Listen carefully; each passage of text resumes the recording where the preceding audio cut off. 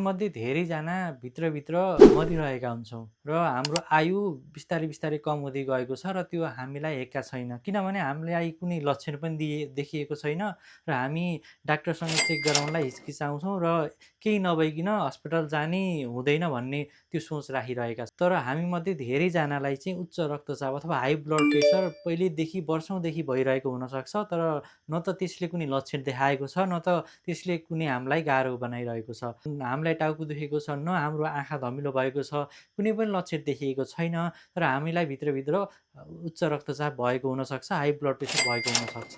र यो यस्तो हाम्रो खराब बानीले गर्दा, उच्च रक्तचापले गर्दा हाम्रो भित्रको जुन धमनीहरू हुन्छ त्यो धमनीहरूलाई चाहिँ बिस्तारै दबाब पर्दै गएको हुन्छ र त्यसले गर्दाखेरि हाम्रो शरीरको धेरै अङ्गहरूलाई चाहिँ यसले असर पारेको हुन्छ, जसले गर्दाखेरि हार्ट अट्याक, स्ट्रोक अथवा पक्षघात, मस्तिष्कघात, त्यसपछि किडनी फेल हुने सम्भावना, त्यसका साथसाथै आँखाको ज्योति नै गुम्ने सम्भावना बढिरहेको छ। र यदि तपाईँलाई पहिलेदेखि नै उच्च रक्तचाप छ अथवा तपाईँ मधुमेहको शिकार हुनुभएको छ, तपाईँले चुरोट, रक्सी अथवा कोलेस्ट्रोलको मात्राहरू धेरै छ भने तपाईँ उच्च सतर्क भएर आफूलाई कमसेकम 1 वर्षमा एकचोटि चाहिँ डाक्टरसँग राम्रोसँग परामर्श गरेर आफूलाई केही भएको छ कि छैन भनेर सबै जाँचहरू गर्न सक्नुहुन्छ। र हामीमध्ये धेरैलाई लाग्छ कि डाक्टरसँग गएर चेक गऱ्यो भने सबै रिपोर्टहरू ठिक भयो भने चाहिँ त्यो पैसा चाहिँ खेर गयो भन्ने हाम्रो मानसिकता छ र त्यसरी बस्नुभयो भने तपाईँलाई धेरै रोगले चाहिँ भित्रभित्र च्यापेको हुनसक्छ।